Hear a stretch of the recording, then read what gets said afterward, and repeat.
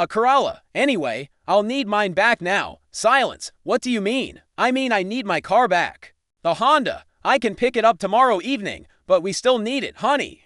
We haven't been able to fix ours yet. That's not really my problem anymore, Mom. More silence. I could hear the TV in the background. Some game show with enthusiastic applause. Well, I suppose we could arrange something. Maybe you could give us a few more days to figure out our situation? No, I need it back tomorrow. Cypress, what's gotten into you? This isn't like you, wasn't it, though? Maybe it should have been like me all along. I'll be there at 7 tomorrow evening. Please have the keys ready. I hung up before she could argue, but as I sat there in my quiet kitchen, looking at my insurance documents and registration papers, another thought occurred to me. What if they refused to give it back? What if they decided that since they'd been using it for months, they had some kind of claim to it? What if they pulled the family card? Made me out to be the villain for wanting my own property back. I thought about Kestrel's smirk, about the laughter, about Mom's indulgent smile when he humiliated me in front of everyone. I opened my laptop and started researching vehicle theft, unlawful use of a motor vehicle, what constituted legal ownership versus possession. The more I read, the clearer it became. They were driving my car. My name was on all the paperwork. If they refused to give it back, that would be theft, and I could report it stolen. I didn't go to their house the next evening. Instead, I called Mom at 7:15. Where are you? She asked. Before I could say hello, home, but we agreed you'd pick up your car tonight. Did you transfer the title like you said you would? Another pause. Longer this time? We've been meaning to, but the DMV has been so busy. And with your father's work schedule, so you lied to me. Cypress, that's not fair. We fully intended. It's been 2 months. Mom, you said you'd transfer it immediately so I could get it off my insurance. You never did. I could hear muffled voices in the background. Dad saying something. Kestrel chiming in. Look, honey, we can discuss the paperwork later. Why don't you just come get the car? No. What do you mean, no? I mean I'm not coming to get it if you want to keep using it. You can buy it from me. Blue Book value is $4,800. I'll take $4,000. The voices in the background got louder. Cypress, this is ridiculous. It's not worth that much. Then give it back. We can't give it back. We need it, then buy it. I hung up. My phone rang immediately. I didn't answer. It rang again. I turned it off. For 3 days, I lived in blissful silence. No calls, no texts, no demands disguised as requests. I drove my Corolla to work. Took detours just because I could. Stopped at the grocery store on a whim.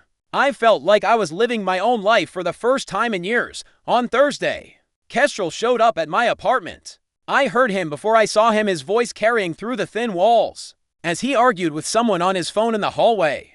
When I opened the door, he was leaning against the frame like he owned the place. Hey, sis. We need to talk, do we? Can I come in? I'd rather you didn't. He pushed past me anyway, walking into my living room like he'd been invited. Same old. Kestrel taking up space, assuming he was welcome everywhere. Nice place, he said, looking around at my small but clean apartment. Very minimalist. What do you want? You know what I want. You're being a child about this car thing.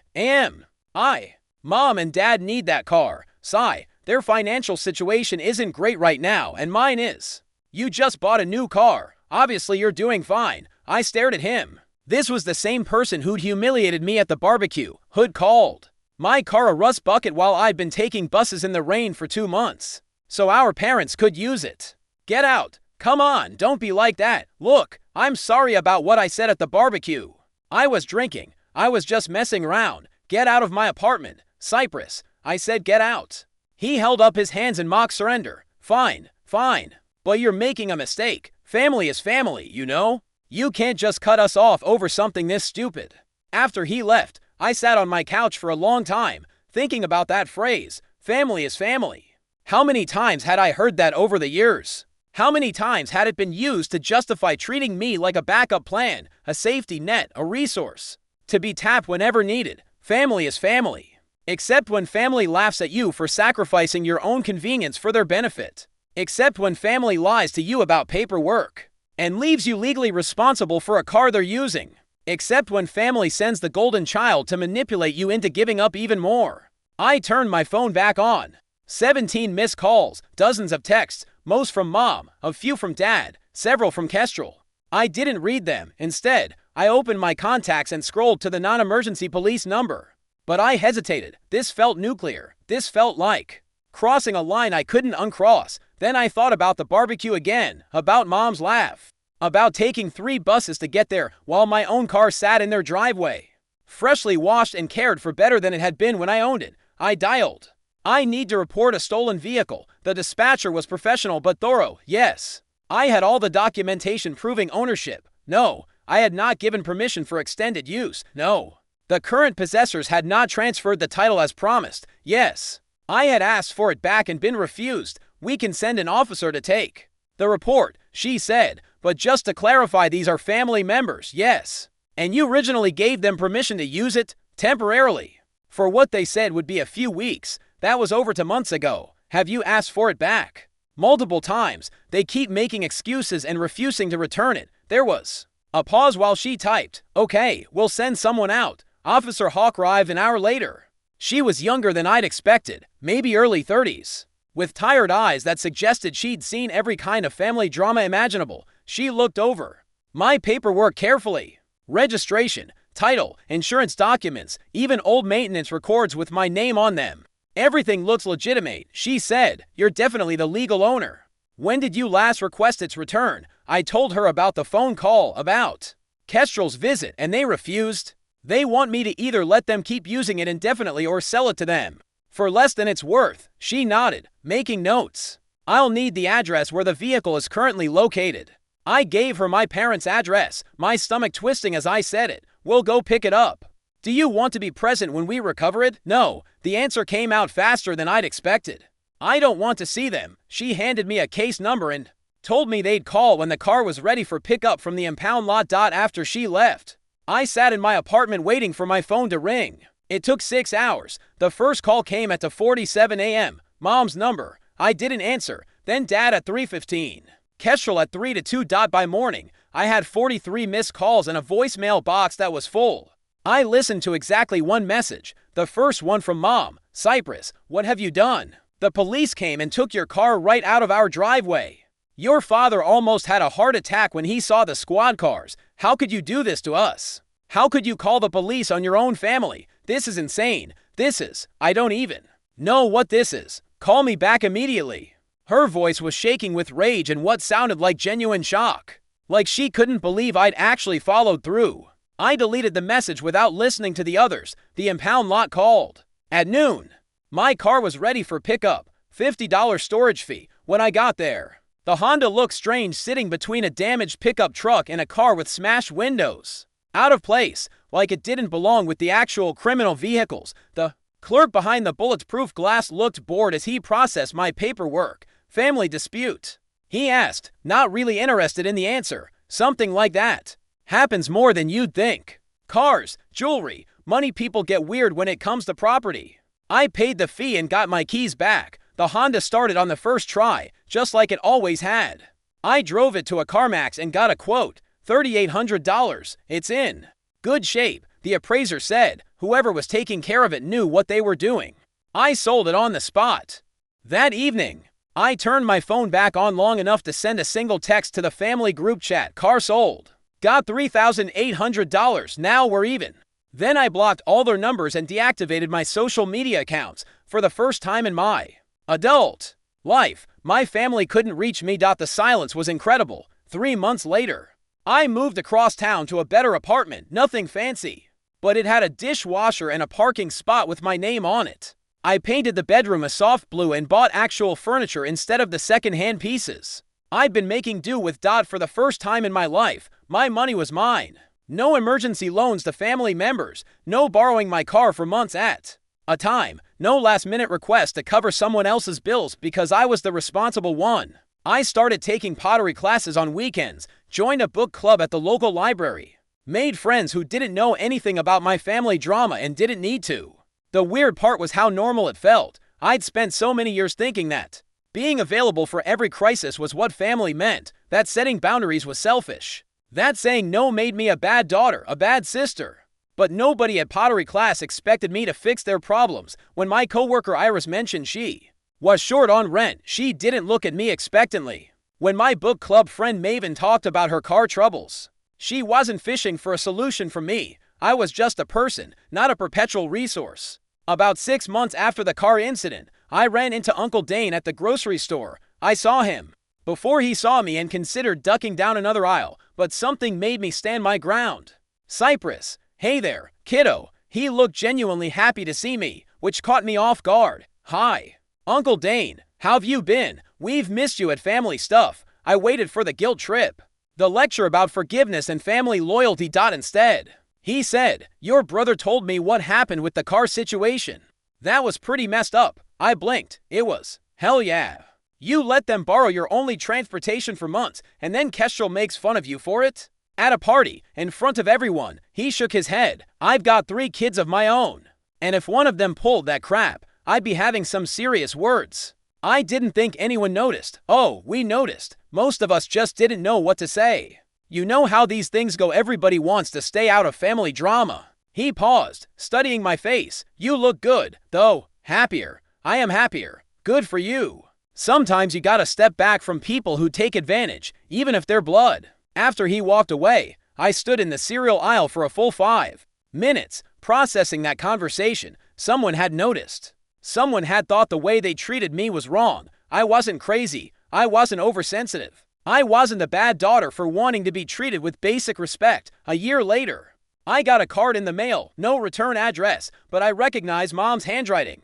Inside was a store-bought birthday card with a generic message about wishing me well. At the bottom, in her careful script, we miss you. The door is always open. I read it twice, then threw it away. The thing about boundaries is that they're not walls, they're gates. You can open them when you want to, for people who've earned the right to pass through. But you don't have to leave them open all the time just because someone shares your DNA. Maybe someday I'll be ready for a different kind of relationship with my family. One where I'm not the default solution to everyone's problems. One where my generosity is appreciated instead of expected. Where my feelings matter as much as everyone else. Single quotes s. Maybe. But for now, I'm learning how to live for myself. How to spend my money on things I want. How to make plans without checking if anyone needs me to be available for an emergency.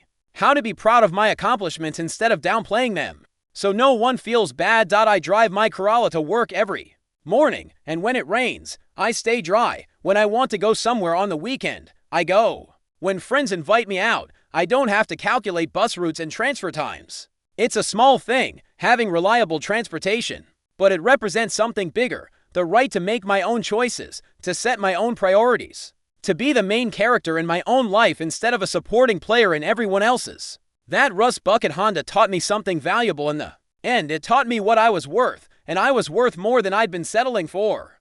I was sitting in my apartment, watching Netflix after another 12-hour shift at the warehouse, when Mom called. Her voice had that trembling quality it gets when she's trying not to cry. Cypress, honey, I hate to ask, but and there it was. The preface that always came before they needed something from me. Never how are you? Or we miss you. Always straight to the point when they wanted something. What's wrong, Mom? The Camry finally gave up. Transmission went out completely. Your father's been trying to fix it for 3 days, but she trailed off, and I could hear Dad cursing in the background. We can't afford the repair right now. The estimate was $1,800. I rubbed my temples. I'd been saving up for months to finally get myself a reliable car. My 2009 Honda Civic wasn't much to look at. Faded blue paint, a few rust spots, squeaky brakes, but it was mine and it ran. More importantly, it was paid off. I don't suppose. Mom continued, and I already knew where this was going. You need to borrow my car, just temporarily, sweetheart. Maybe a few weeks until we can figure something out. You know how it is, your father needs to get to work. And I have all those doctor appointments. I thought about my daily commute. The bus route from my neighborhood was terrible to transfers, an hour and a half each way. But this was family. This was what you did. Yeah, okay. I can take the bus for a while. Oh, Cypress, you're a lifesaver. Your brother said you probably wouldn't help, but I knew you would. You always do. That stung more than it should have. Kestrel had said I wouldn't help. When had he ever lifted a finger for anyone in this family? Mom picked up my car the next morning. She barely looked at me when I handed over the keys. Just muttered something about getting it back soon. Dad didn't even come to the door. The first week of bus commutes was hell. Standing at the stop at 6 a.m. in the rain, watching my own car drive past with Mom behind the wheel. She waved once, like we were casual acquaintances. I started leaving earlier, taking different routes, just to avoid that particular humiliation. 2 weeks turned into a month. Every time I asked about getting it back, there was another excuse, just a little longer. Honey, we're still looking into financing. You know how tight money is right now. Meanwhile, I watched them post on Facebook about dinner out, about Kestrel's new gaming setup they'd helped him buy, about the weekend trip to visit mom's sister. But my car situation still couldn't afford to fix theirs. I started feeling like a ghost in my own family. The weekly Sunday dinners I used to attend became impossible without a car. The bus didn't run that route on weekends. When I mentioned this, Mom just said, "Oh, well, maybe next time." The isolation crept in slowly. Friends stopped inviting me out because I couldn't get places easily. Dating became non-existent. My whole life shrunk down to work and home, connected by overcrowded buses and long walks in bad weather. By month 2, I developed a routine that felt more like survival than living. I'd mapped out every bus stop, knew which drivers were friendly, which homeless guys hung around which shelters. I was getting good at being invisible, at taking up as little space as possible. That's when Kestrel announced the family barbecue. "You should come," Mom said during one of our increasingly rare phone calls. "It'll be good to see everyone." Everyone, code for Kestrel's friends, Dad's co-workers, the extended family who still thought I was the responsible one, the one with her life together. I almost said no. But something in me, some stubborn part that refused to completely disappear, made me agree. "Great.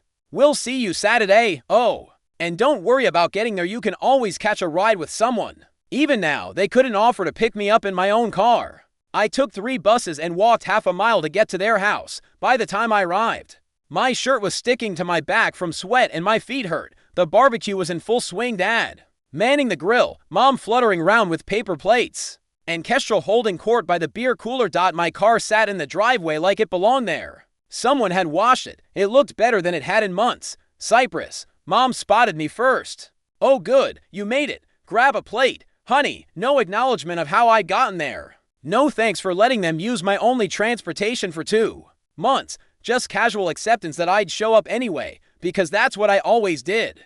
I grabbed a burger and found a corner where I could observe without being noticed. It was amazing how quickly I'd become peripheral to my own family. Conversations flowed around me like I was furniture. Uncle Dane was there, along with some of Dad's work friends. Kestrel had invited his usual crowd, guys in their late 20s who still lived at home and spent their days gaming. They were clustered around him like he was some kind of minor celebrity. So I told my boss, Kestrel was saying, loud enough for everyone to hear. I said, "Look, either you promote me or I'm out of here. I've got options." Everyone nodded appreciatively.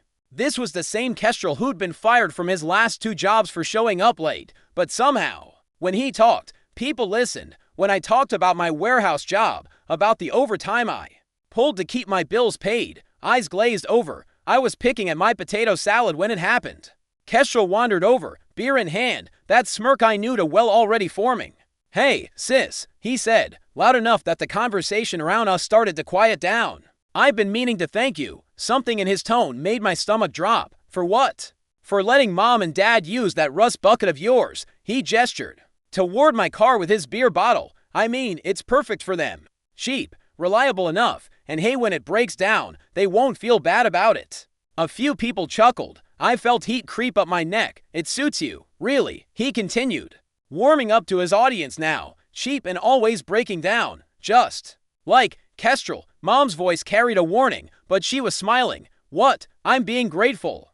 He spread his arms wide, playing innocent. "Our sister here is so generous, giving them her old beater while she takes the bus like some kind of..." He paused, pretending to think. "What do you call people who don't have cars? Poor people." The laughter was louder now. Even Uncle Dane was shaking his head with amusement.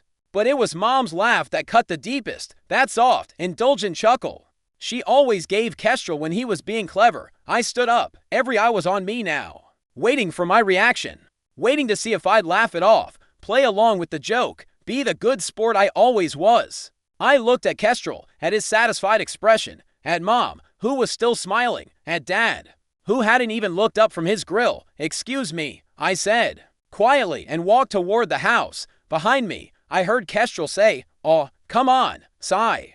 I'm just messing with you." But I didn't turn around. I kept walking until I reached the bathroom, locked the door, and sat on the edge of the bathtub. 2 months, 2 months of standing in the rain, of missing out on everything, of rearranging my entire life so they could have wheels, and this was what I got. I pulled out my phone and started looking up car dealerships. Monday morning, I called in sick to work for the first time in 18 months. Instead of taking the bus, I took a rideshare to Reliable Auto Sales. On the other side of town, I'd done my research the night before, lying in bed while the barbecue replayed in my mind. My credit was decent, I had some savings, and I was tired of being the family doormat who got laughed at for my generosity. The salesman, a guy named Orion with kind eyes and a firm handshake, didn't try to upsell me into something flashy. When I explained my situation needed reliable transportation, nothing fancy, just something that would get me to work and back, he nodded like he understood. You know what? I've got just the thing. He led me to a 2018 Corolla, silver gray, with 62,000 miles. It was clean, passed the inspection, and most importantly, it was mine. The previous owner was an elderly lady who only drove to church and the grocery store. Orion explained, maintained regularly, no accidents, no smoking. She upgraded to a smaller car when her vision started going. I took it for a test drive. The steering was tight, the engine quiet. When I pressed the gas, it responded immediately. No delays, no strange noises, no wondering if it would start in the morning. I'll take it. The paperwork took 2 hours, insurance, financing, registration. When Orion handed me the keys, I felt something I hadn't experienced in months: independence. I drove home slowly, savoring every mile. I had power windows, a working air conditioner, a radio that didn't cut in and out, cup holders that actually held cups. For the first time in 8 weeks, I felt like a real person again. That evening, I sat in my kitchen and made a list. I'd been thinking about this all day, turning it over in my mind like a stone. My parents had my car. They'd promised to transfer the title and registration into their names, but I'd never seen any paperwork. As far as the state was concerned, I was still the legal owner of that Honda Civic. I pulled out my insurance documents, my registration, my original title, all still in my name, all still listing me as the sole owner. They'd lied about transferring it, or they'd been planning to and never followed through. Either way, technically speaking, they were driving a car that belonged to me without my permission. I picked up my phone and dialed. Cypress. Honey, how are you? Mom sounded distracted. I'm good. I wanted to let you know I got a new car today. Oh, that's wonderful. What kind?